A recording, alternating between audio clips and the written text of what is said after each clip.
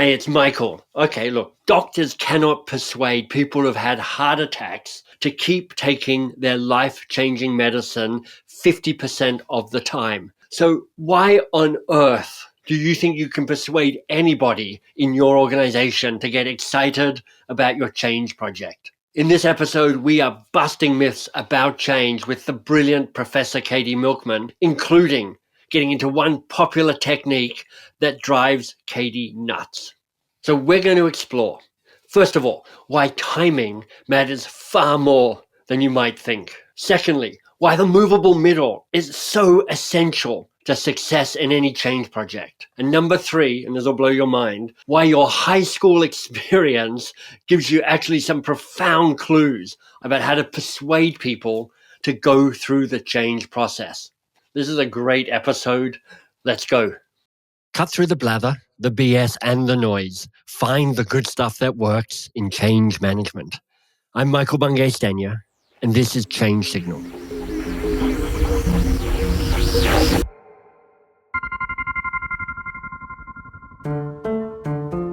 When you tackle transformation and change in an organization, you really need to work on two levels. First, you're addressing the structural things that need to be different. How do we change this organization? And at the same time, you're also figuring out how to help people change their behaviors so they move from what they do now to behaving differently in the future. These are two very different types of change, but they do have one thing in common. They're tricky because the power of the status quo is strong. It's stronger than we realize. So people find it hard to change even when they want to. You know this yourself. But influencing the way people behave is not impossible. We know ways it works. If you tell people, look at all your peers who have already gotten on the change ship, look how popular this approach is, you're sort of pointing out to exemplars who have already made the change. That is extremely persuasive. You can just think back to what high school was like and you'll remember the power of that social pressure. But it turns out it's not just about teenagers. We're all very motivated to do what we see others like us doing. No one wants to be left out. That's Katy Milkman. She's a professor at the Wharton School at the University of Pennsylvania, and she's also the preeminent researcher about sparking individual behavior change.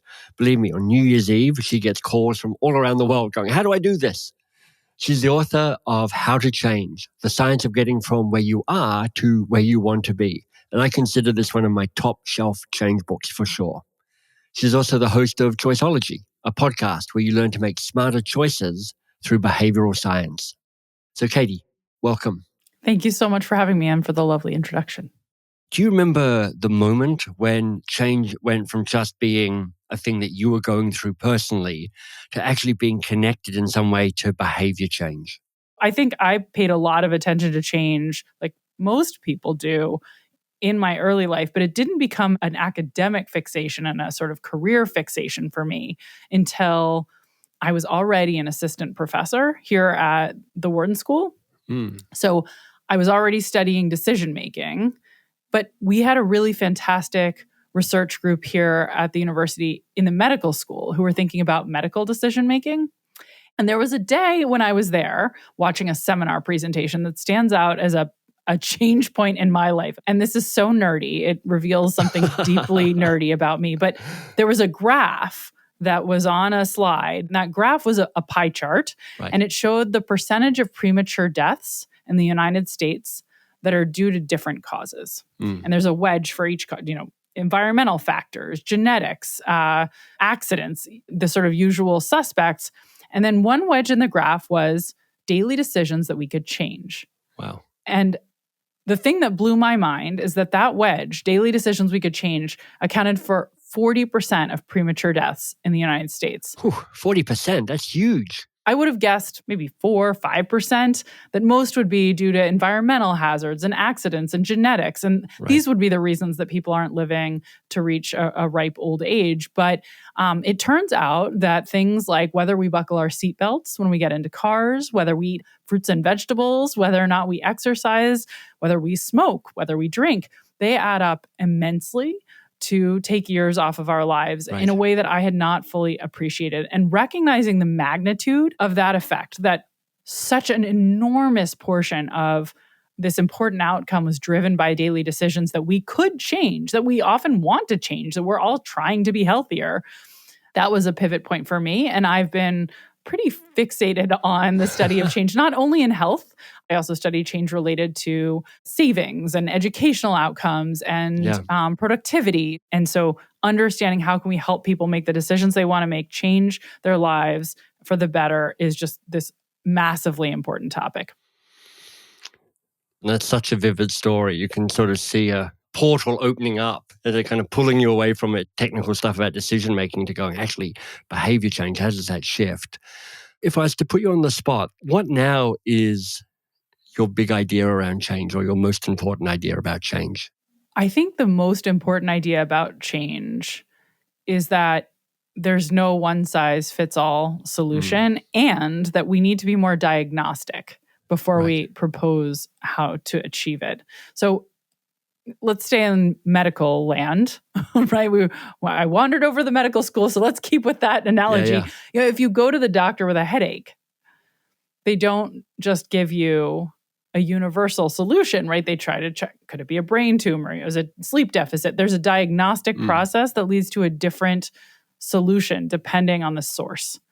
And in life and in change, we don't do that often enough. Somebody says they want to change. Oh, well, let's set a big and audacious goal. And it's important to visualize success and surround yourself with supporters. We sort of have a playbook that is completely ignoring the fact that each person's barriers, the obstacles that they need to overcome in order to achieve the change they seek, may be quite different, and that science actually has a tremendous amount to offer in terms of solutions, but those solutions will only work if they're applied to the right kinds of problems. So for instance, someone who's not taking their medication regularly, by the way, approximately half of people who have had a heart attack and are prescribed a daily medication that will keep them alive, prevent another heart attack, are not taking them 6 months later. How can that not be the most important thing? And yet, but people may not be taking that pill because they forget.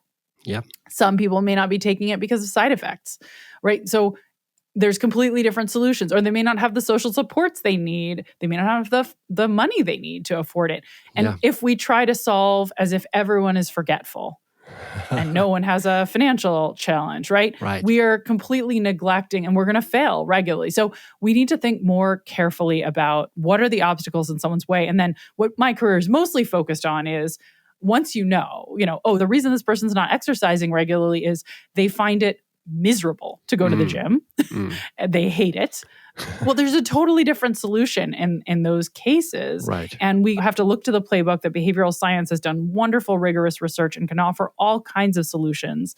But we need to know what's the obstacle in order to solve for it. I think there's a subtle insight here, and I don't want you to miss it. As change leaders, we all have our histories. We have our successes, we have our failures. And those create a bias in us, a preference for the interventions we deploy. Oh, I should do this because that worked really well before. Oh, I don't want to do that. That was a disaster last time. And I think it's part of mastery to avoid, casually defaulting to the way you always do things. And believe me, that temptation is strong. We love that default. And I do think that Katy's idea of being diagnostic really helps with this discipline. Katy, if I'm leading a change project within an organization, I've now got the trickiness of recognizing that it's hard for people to change even for themselves when they're claiming their own agency. But now I'm trying to do this to people. If I'm trying to shift 5,000 people in an organization, that might feel a little overwhelming. Where do I go with that conundrum? One thing that is probably just useful to know is that there are moments when people are more open to beginning a journey to change.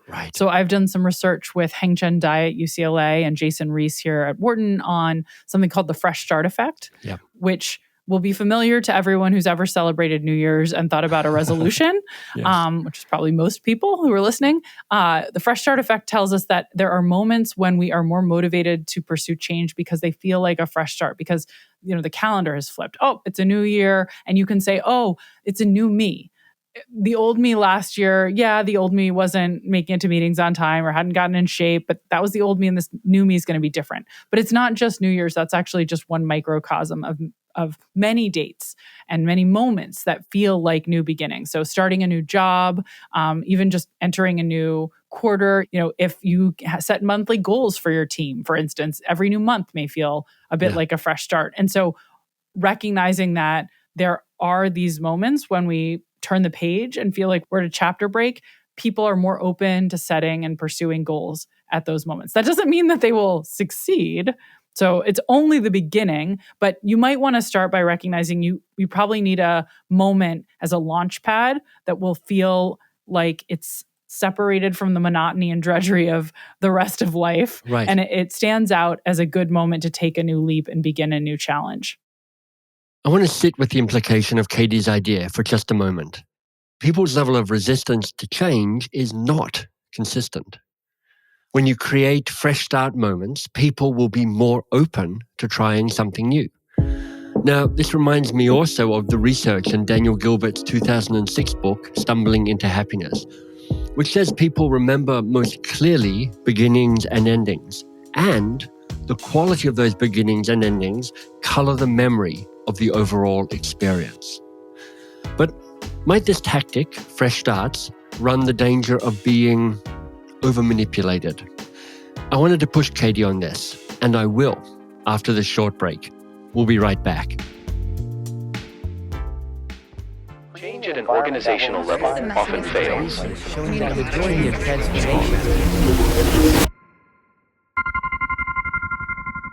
There is a way that change projects and organizations, they often get launched with a certain huzzah and hurrah, and this is going to be great. And then there's this kind of precipitous drop of interest and momentum around that.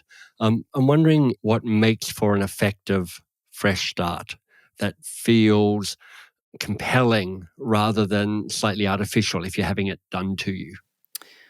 Well, so first of all, I just want to acknowledge that too often we think a fresh start is all it takes, and then the rest will solve for itself, which is, by the way, the New Year's resolution problem and the reason that on February 1st, gyms are no longer crowded, because fresh starts only get you started, and you have to have a plan for how do you maintain momentum, and you have to have the next steps in place. But in terms of what does it take to make a great fresh start, moments that feel they're meaningful separators from the rest of our lives. Sort of the more momentous, the more it signals to us the turning of a new page, the more change comes at once, the more it feels like a fresh start. For instance, you can look at holidays that are celebrated and that are marked in the US, say with a day off from work. And they all have a little bit of a fresh start element when people come back, but some more than others. So particularly the ones that are coincide with the changing of seasons or with, kids coming in and out of school. So here we have Memorial Day and Labor Day, which sort of bookend the summer. We found the start of spring by far is the most momentous fresh start of all of the changing seasons. People associate it with new beginnings. Right. There's sort of this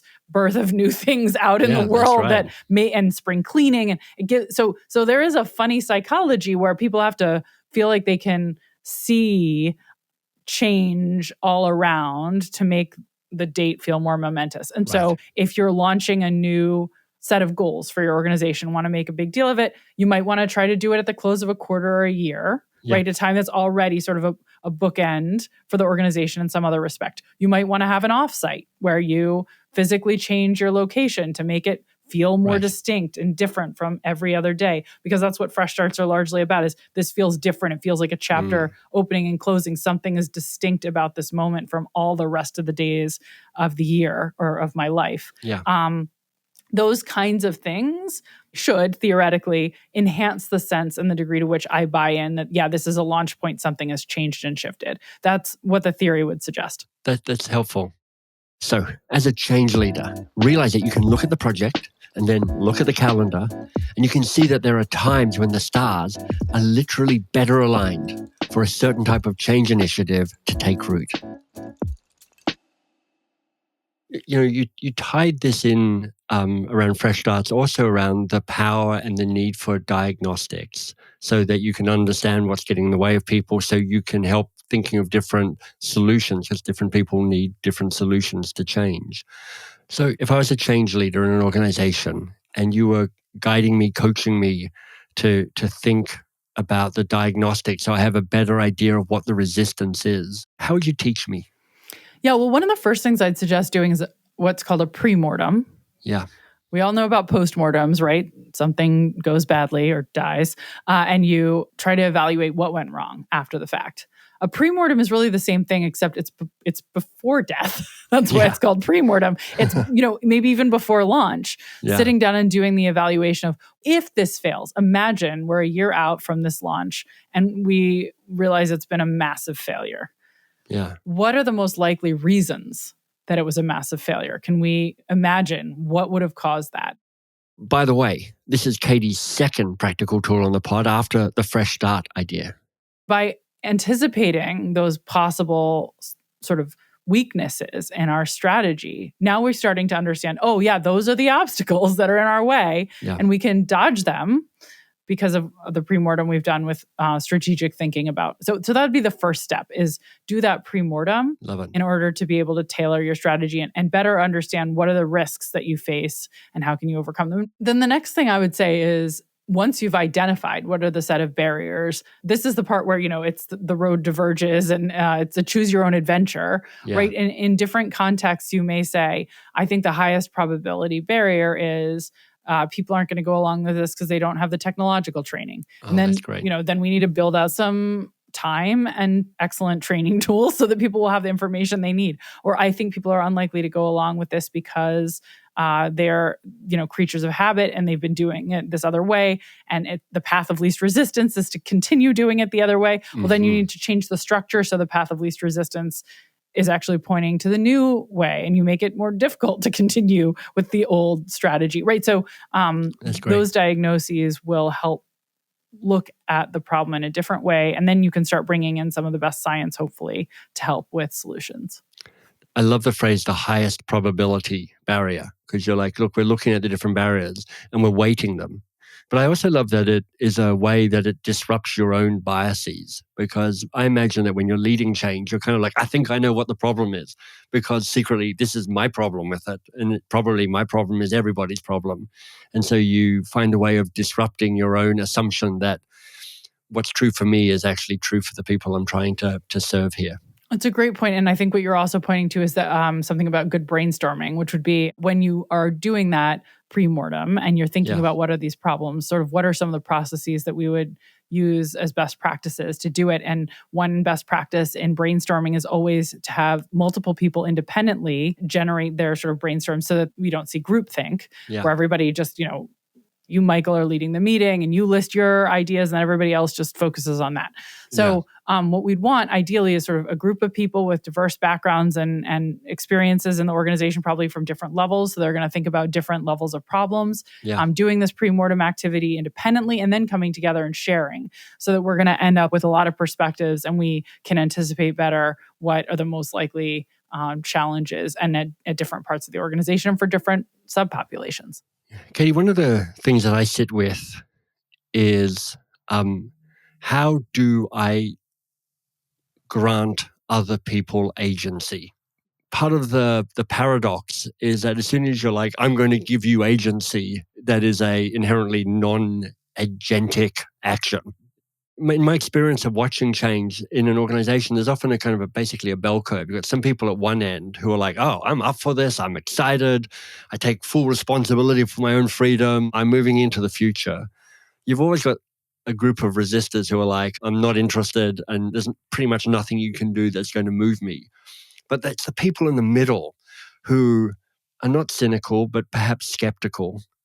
And I'm trying to tip them towards actively participating in the change to increase their sense of agency around this change. I'm wondering what you've learned about how to increase agency in others, if at all. If I'm trying to lead change and trying to make that magic happen. Yeah, I mean, so I thought I was thinking about the middle, the people who are, by the way, we like to call them the movable middle. I love right? that. Because they're like not already committed in either direction. They're not against or for. They're the movable middle. So that's so good. What a helpful idea. The movable middle. I love alliteration. So when we think about the movable middle, what you're talking about to me is a persuasion problem. Right. Right. And when I think about persuasion, I think of the great Bob Cialdini and his incredible research. Of course. And P.S., I highly recommend his book, Influence the Psychology of Persuasion. Mm. But maybe the most powerful tool in the toolkit that's laid out by Cialdini's work on persuasion is harnessing social norms. Right. And this is sort of, telling people, look at all your peers who have already gotten on the change ship. Look how popular this approach is. You're sort of pointing out to exemplars who have already made the change. Right. That is extremely persuasive. When I see other successful people who are doing the thing, you wanted me to get on board with X. I'm not quite there. But now you say, look, everybody else is on board with X. I mean, you can just think back to what high school was like and you'll remember the power of that social pressure. But it turns out it's not just about teenagers. We're all very much motivated to do what we see others like us doing. We don't want to be left out. And we think there's some information conveyed by what the crowd is up to. But what Bob has also shown is it's not just that you're stuck if you have only a small set of adopters and you want to use social norms as a persuasive tool. He has shown in some recent research that if you have a small but growing adoption of a change that you are eager to see become more widespread, pointing to that growth in the norm. So, 3% were doing this last quarter and we're up to 10% now. People just need two dots and start connecting them and they see a trend, right? Yeah. And that trend line is very motivating because I see, this is going to take off and I'm not going to be on the plane and I don't want to be left behind. No one wants to be left out. I love that. Katy, we've already covered so much, which has been wonderful. I've got a broad question for you, which is, what are the myths about change, the maxims and truisms, and I'm using air quotes here, that you're like, these are wrong, and I just wish they would die, and for some reason they don't die? Is there anything that's a personal bugbear of yours? My biggest bugbear is visualize success. Yeah. Like, just close your eyes and imagine a good result. And what does that look like? What does it feel like?